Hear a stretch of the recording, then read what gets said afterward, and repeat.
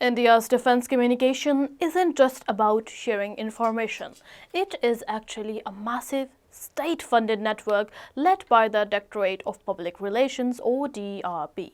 Located in New Delhi, this department has become the main engine for military information warfare, with over 10,000 staff members working across 25 regional offices. It is likely the largest government-run propaganda machine in South Asia, and it operates with very little public oversight. They manage everything from domestic press releases to high-end social media campaigns.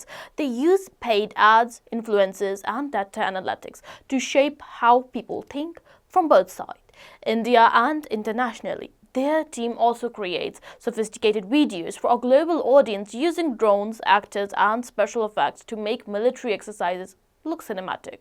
The money spent on this is staggering.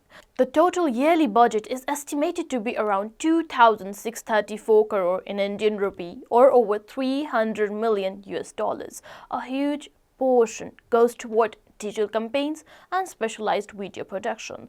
Plus, they fund several think tanks with another 70 crore Indian rupee to create reports that support their official narratives. So in the end, what is presented as a public information is actually a high budget system for managing public opinion. By spending this much money, the machine works to control the narrative, push aside dissenting voices, justify continued military actions.